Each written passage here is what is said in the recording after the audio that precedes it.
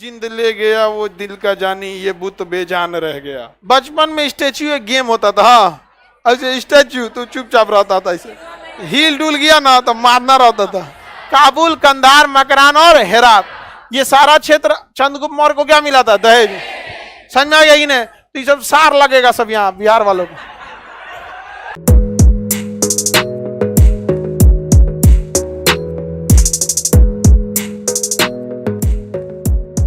धन लूटना 1000 से लेकर 1027 के बीच इसने कुल 17 बार आक्रमण किया। कितनी बार आक्रमण किया? 17 बार आक्रमण किया था। किसने? महमूद गजनवी ने। ये धीरे धीरे आगे बढ़ रहा था, इस आगे बढ़ते गया। इसका 2 आक्रमण, सबसे महत्वपूर्ण जो सबसे इसका फेमस आक्रमण था 1025 ईस्वी का, इसका 16वां आक्रमण सोमनाथ के मंदिर। ये 17 में से जो 16वां आक्रमण किया वो 1025 ईस्वी में किया। 1025 ईस्वी में कहां पे आक्रमण किया? सोमनाथ के मंदिर पर। कहां आक्रमण किया? सोमनाथ पर आक्रमण किया था। इसको खबर मिली थी कि सोमनाथ में बहुत ज्यादा सोना है, तो सोमनाथ पर आक्रमण कर दिया। आक्रमण करने के बाद वहां से लगभग 50,000 लोगों की जान गई थी। युद्ध इतिहास में किसी भी देखिएगा हमेशा जान लेता है। आज के वक्त में भी यूक्रेन में देखिए कितने लोग मारे गए हैं। वहां पर कलिंग की लड़ाई उठा के देखिएगा, पूरा कलिंग लाल हो गया था। तो युद्ध का नियम ही है। वहां पर जब वो युद्ध के बाद देखा कि ससुरा हमारा तो सोना मिल ही नहीं रहा है, बाद में पूछा किसी से, हम तो बड़ा सुने थे कि सोमनाथ में सोना है। तो अब उसको पता चला कि सोमनाथ में अधिकतर सोना कहां पर है? मंदिर में है। कहां पे है? मंदिर में। तब वो पहुंचा, कहा कि बाप रे बाप, सारा सोना कहां है? मंदिर में है। और मंदिर में तो कोई ऐसा कोई कमांडो थोड़े लगे रहते हैं, लोग पुजारी रहते हैं लोग। अब कोई पुजारी का काम लड़ाई लड़ना थोड़ी है। आया, लूट गया यहाँ पर।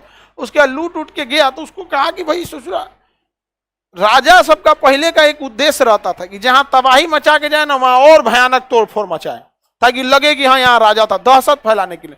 मंदिर को भी क्या कर दिया? तोड़वा दिया।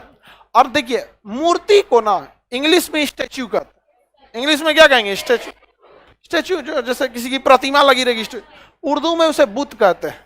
बुत, बुत मतलब समझते हैं? पुतला, मूर्ति। समझ में आ गया कि नहीं? बुत बोलते हैं, बुत। पहले गाना वाना में भी सुनते होंगे, बुत जिंद ले गया वो दिल का जानी, ये बुत बेजान रह गया।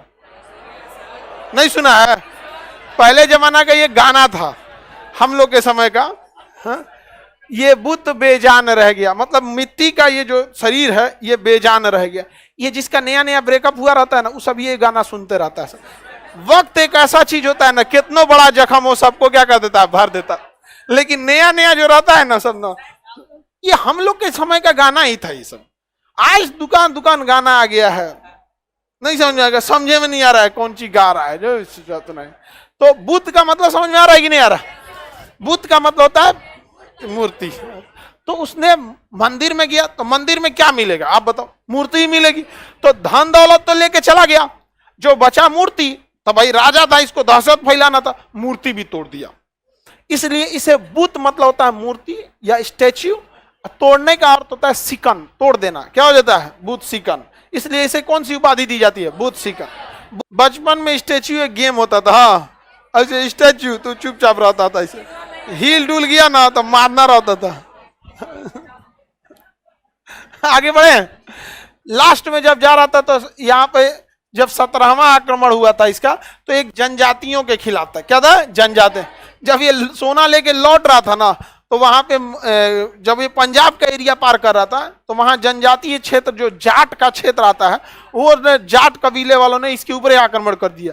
उन लोगों को पता था कि बड़ी ज्यादा सोना रख ले, आई युद्ध करेगा नहीं, इसलिए लूट लो। तो पैसा ज्यादा रखा था, धन दौलत। आक्रमण कर दिया कबीला वालों ने, जाट कबीला वालों ने पंजाब के क्षेत्र में लूट लिया मोहम्मद गजनवी का सोना। इसका सेना आया, कहा कि हमसे टकराया है, मारेंगे अभी अगरा। तो मोहम्मद गजनवी क्या इतना सोना लेके आया है, पहले इसको रख के आओ। गया, सोना रखा, और रख के तब आया, युद्ध किया यहाँ पर इन लोग से। तो उसके बाद इसकी मृत्यु हो गई, अपने में मार दिया सब इसको। तो महमूद गजनवी का मुख्य उद्देश्य क्या था? हाँ, धन लूटना। यह एक बड़े साम्राज्य का निर्माण करना चाहता था। किसका निर्माण करना? बड़े लेकिन बड़े साम्राज्य के लिए इसके पास पैसे नहीं थे, इसलिए इसने 17 बार छोटे छोटे साम्राज्यों पर क्या किया था, आक्रमण किया था, जिसका सबसे बड़ा आक्रमण साबित हो गया सोमनाथ।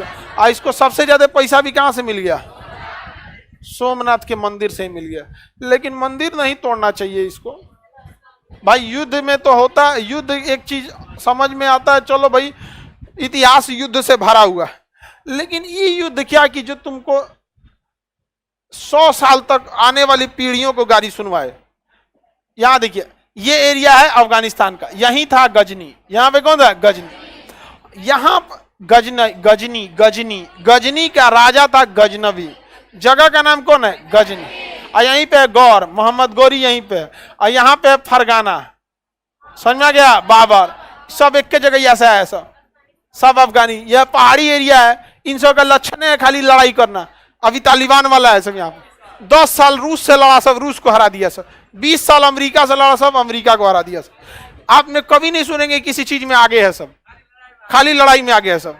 तो जिसका मेन ऑब्जेक्टिव ही है खाली लड़ना है, उससे आप अर्थव्यवस्था, मानव संसाधन, media, education, health, IT, space technology, defence, सबको ध्यान में रखते हुए आप कैसे लड़ाई लड़ेंगे? उसका एक के कम है क्या चीज, लड़ाई करना वहां पर, और कोई कम नहीं है। दूसरा एक और चीज होता है ना, यहाँ पे लड़ाई जीतना बहुत मुश्किल है, चारों ओर से पहाड़ है, तो जो लोग पहाड़ नहीं देखे हैं ना, उनको लगता होगा पहाड़ छोटा सा है, रियल में जो पहाड़ देखे होंगे ना, उनको समझ में आ जाता होगा इसे जो पहाड़ पे लड़ाई लड़ना कितना मुश्किल हो जाता है, जो रियल में पहाड़। खैर बिहार में तो उतने बड़े पहाड़ है ही नहीं है, छोटा छोटा है, लेकिन अगर बड़ा बड़ा साइज का पहाड़ देखिएगा ना तो बहुत आफत हो जाता है, एक तो ना सड़क बन पाएगी, ना घोड़ा चढ़ पाएगा, ना कुछ उसमें।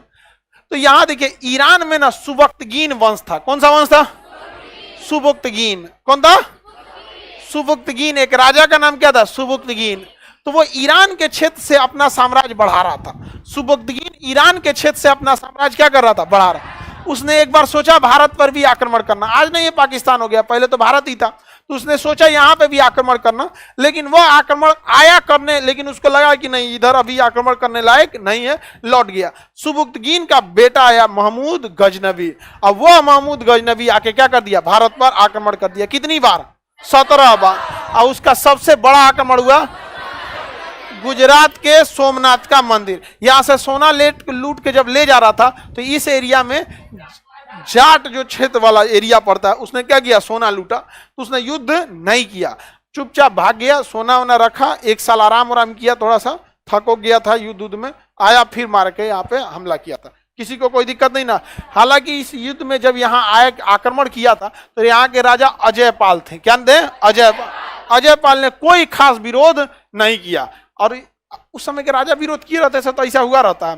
अच्छा जरा सोचिए, ये जो आके आक्रमण कर रहे हैं, हर्षवर्धन के समय कर जाते हैं, हर्षवर्धन चबा जाता है वहां पे, यहाँ पर अच्छा जो तूने आके हमारे यहाँ आक्रमण करो। अशोक के समय, अरे क्या बोलेगा अशोक के समय, चंद्रगुप्त मौर्य को तो दहेज में मिला था ये एरिया, अराकोसिया, जेड्रोसिया, पेरिस, पेमियाई पढ़ा दिए ना, काबुल, कंधार, मकरान और हेरात, ये सारा क्षेत्र चंद्रगुप्त मौर्य को क्या मिला था, दहेज। समझ में आ गया इन्हें, तो ये सब सार लगेगा सब यहाँ बिहार वालों को,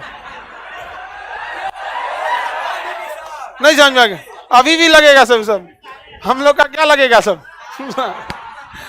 यही ना बिया हुआ था कार्नेलिया का, बिहार में पटना में आई थी, पाटली वहां कुम्हरार में, कोचिंग से 2 किलोमीटर है यहाँ से कुम्हरार, बाजार समिति रेलवे लाइन के उस पर क्या आ जाएगा कुम्हरार, वहीं बिया हुआ था उसका, और दहेज में ये सब मिला था, ये सब एरिया, तो ये तो हितई हुआ हम लोग का, नहीं हुआ, रिलेशन हुआ यहाँ पर बात करता। तो कहीं ना कहीं बर्बादी में हम लोग का भी हाथ है। आप खुद सोचिए, कभी पॉसिबल ही नहीं था किसी विदेशी का कि अशोक के समय देख सके, अशोक के समय देखने की क्षमता नहीं थी किसी की कि भारत के ऊपर आक्रमण कर। राजा का शक्तिशाली रहना बहुत जरूरी है। हर्षवर्धन के मरने के बाद राजे कहां बचा, तनी तनी 2 बीघा 3 बीघा ले लेके राजा बनेंगे लोग, तो कोई ना कोई आक्रमण करवे करेगा यहाँ पर। तो ये सब का भी, ये सब तो आक्रमण करवे किया, सब हम लोग भी जिम्मेदार हैं। अब सोचिए, हमें पृथ्वीराज चौहान, साम्राज्य इतना बड़ा, अजमेर से दिल्ली मुख्य रूप से यही एरिया था, जहां इधर की ओर बढ़े आगरा की ओर, जयचंद से बवाल हो गया, जयचंद से बवाल हो गया, इधर से चला है कौन, गौरी चला है। हर्षवर्धन के समय आए तनी कोई गौरी उरी, समुद्रगुप्त के समय, समुद्र को घोड़ा से कचार देता, 3 समुद्र का पानी पीता था, किसी की हिम्मत नहीं थी। तो राजा का रहना बहुत जरूरी है, शक्तिशाली राजा का होना बहुत जरूरी है।